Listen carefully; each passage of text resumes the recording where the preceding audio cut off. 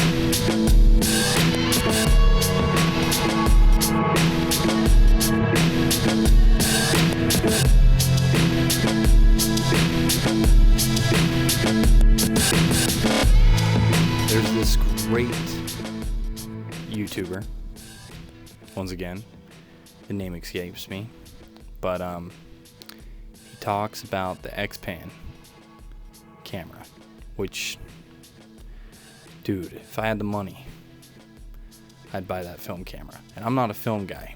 Like, I love the way film looks, but having a full-time job and millions of other hobbies, I just don't have the time for that. One day it'll be cool to get into film. I do respect film. I respect photographers that shoot with film.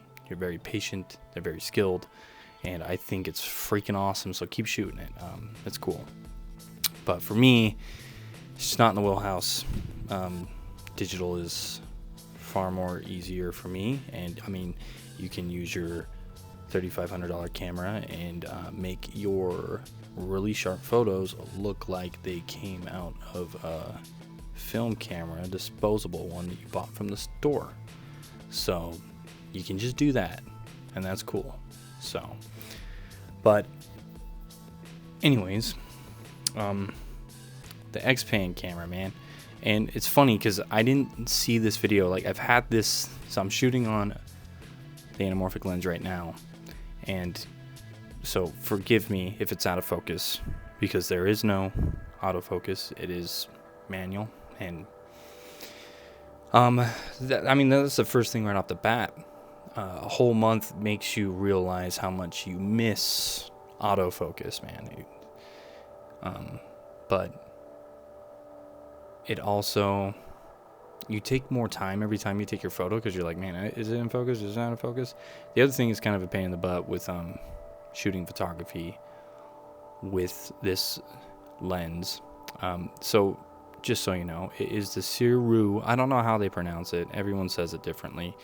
But the Siru anamorphic 50 millimeter, that's the one I have. And I got, like, when they first announced these lenses, I got in really on a well, I can't remember what I paid, but when they first came out, I bought one because at the time I was still doing the videography business, and I was like, oh, this will be a cool lens to have in my wheelhouse or in my toolkit. And as soon as I got it, the first thing I did with it is I shot photography with it. I didn't even film with it. That's what's so funny. But I really liked the lens right out of the box, like just for photos, because it made things look like a movie. And then when I watched that YouTube video about the X-Pan, which, man, if you haven't watched that thing, go watch it. That is art. That is just fantastic film. I'm calling it a film. It's a freaking mini film. It's a short film. It's great. This kid just hell, he's not a kid. Well, I don't know how old he is, but regardless, he's great at what he does, and it's very, very well done. I love it all. But anyways, when I watched that, it made me realize that, like, man, I also like shooting photos that look like movies.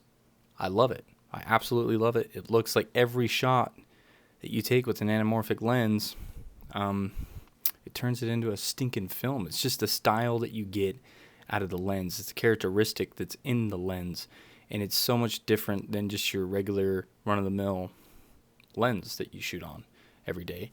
And doing it for an entire month, it was a challenge, and I really liked it because it really made you think before you took a photo every single time. And some days were really difficult just to get one solid image, and there's some days it's like, and for the challenge for me, what I did is even if it was a bad one, I posted it anyways. And I know I said I was done with Instagram, but it was a good way for me to hold myself accountable to make sure I posted every single day, even though I think I missed like 2 or 3 days. But that's all I did, is I just posted it. I just put it on there just to be like, okay, I did it every single day. I took a photo every day, and I accomplished the mission, even though it was a crazy January. But it was, man, it's just bringing me back to why I love photography. I freaking just love taking photos, dude. And I'm not like trying to tell anyone to run out and go buy an anamorphic lens right now. You don't have to. You can buy them used, get it used, because there's some things about them that kind of sucks to shoot with them. Number one being there's no autofocus. Number two being the lens shoots really hot. So you'll want to bring your color balance down a little bit, especially the 50 mil. It shoots really warm. It's really warm. But, I mean, you can fix it if you're shooting raw, so it's not that big of a deal anyways. You can fix it in post. Second thing is on the back of the screen. This is probably my biggest pet peeve. It's squeezed. So when I went an entire month doing this, by the way. So it's like when I went back to a normal lens and I was just taking photos and I could look at the back of my screen and the freaking image wasn't squeezed and I'm using autofocus, I felt like I was in cheat mode, dude. It was like, oh my gosh, this is so nice. I got it so easy, which is your regular lens. But it still was a lot of fun because it just put me out of my comfort zone. It made me uncomfortable and it made me think a lot about what I was shooting. And what I did is I just carried my camera with me every day. And when I saw something that I was like, that could work, then I'd go and shoot it and just get it done. And it just looks like a film. It's cool. It's really cool. The style that you get this out of this lens, the characteristics of it, because the way that it's squeezing everything. And then when you unsqueeze it and you're looking at the full image, you're just like, that's what I imagined right there. And it's awesome. And the post them on Instagram, dude, such a disservice. Because, like, you don't get the full picture because you can't.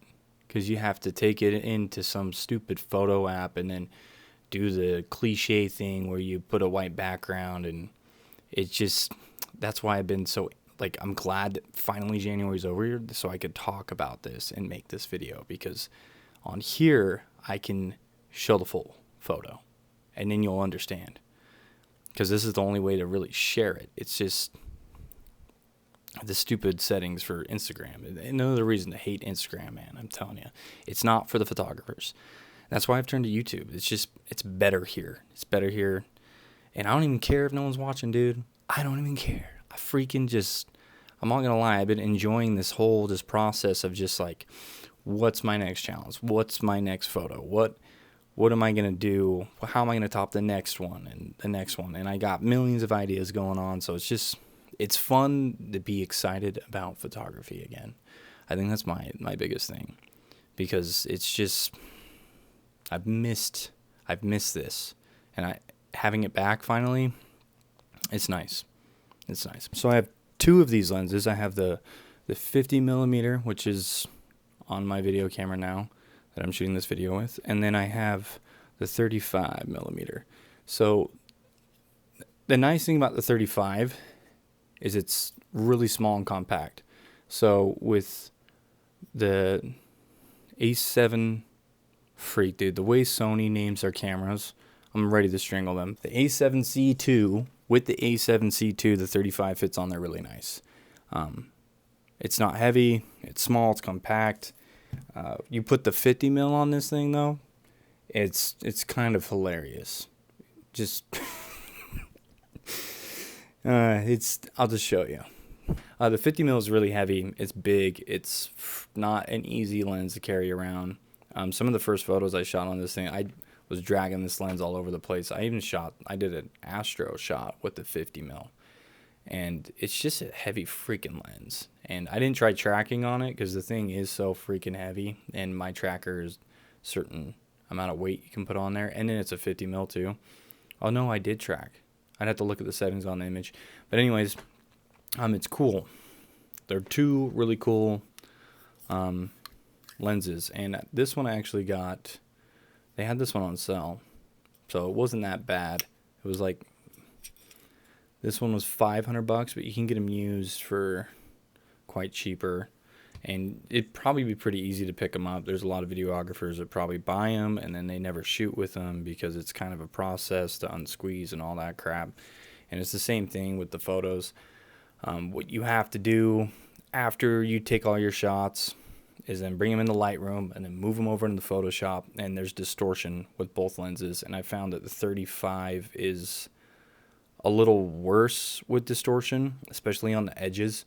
The 50, I don't know if you really need to. Like, I kind of like it distorted. It gives it a little more character, and some images, like the one I shot out in Capitol Reef, you can't even tell. You can't even really tell it's there, and it just freaking looks good.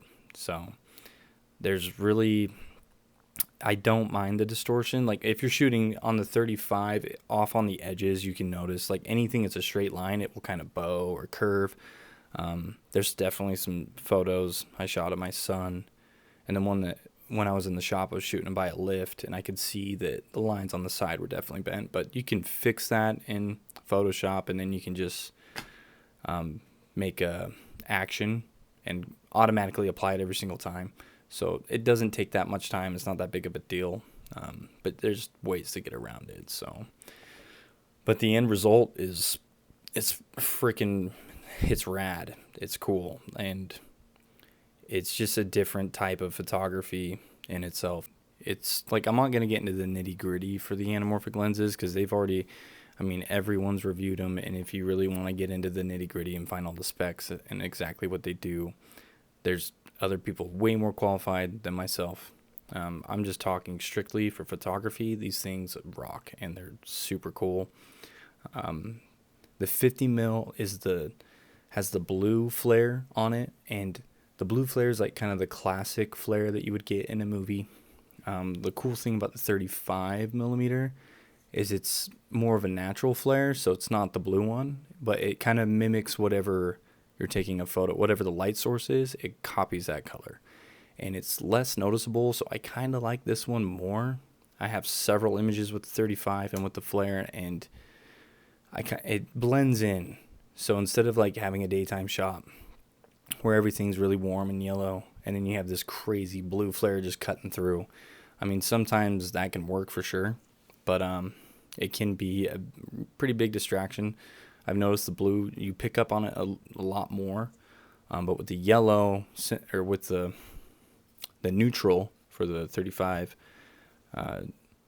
it blends in more, and it looks more natural, and I like that a lot. So, but I'm not so hyped on these lenses for the flares. Like, the flares is kind of like the cherry on top for these lenses for me. It's just the way it makes your images look. It gives you that cinematic feel that you don't get with any other lenses. So it's just really cool and interesting to have something different. And one of my coworkers that I work with, I shot his Dodge. He's got this orange car. It's crazy. I work in an auto shop, and I'm not a car guy at all. But I showed him those photos, and he just loved them. And he's like, "Man, these are freaking rad, bro." And they're it's like no one. I mean, how many people are shooting photos with an anamorphic lens? Come on, man. I mean, it's kind of a hassle. But anyways, they're both lenses are really, really cool, and I enjoyed the challenge, and it just mixed it up for me for photography and re-engaged me and excited me in a way that I haven't had in a long time since I've started this whole little shindig. So I thought I would just share all the images that I had, and you can see for yourself. I'll try and notate what ones were the 35 or what one was the 50. Some of these, like, I got them all here, and I'm just kind of peeking through. Some of them are crap, I'm not gonna lie.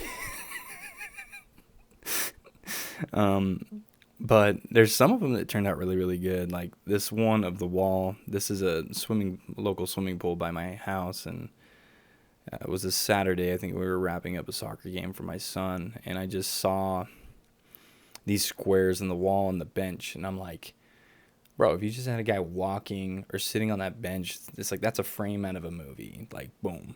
And that's one thing I think I'm going to challenge with myself too, is have more people in my photos. You'll notice with these ones for 31 days, dude, I barely have any human beings in any of these photos, which is kind of interesting because I don't know. I don't know how I managed it, but I did. I still shot some with people in them, but I found that interesting going over the photos afterwards. But the photo of the Dodge Challenger at night, it's just, and then, dude, there's a couple. So this sunset shot that I took, it was right before we closed, and it's literally of just the sky and the clouds, and the color and the way the clouds look, it's amazing. And another really good thing one thing I really like about the anamorphic lens is for my ultra wide monitor, it's like an instant background for my desktop. Instant.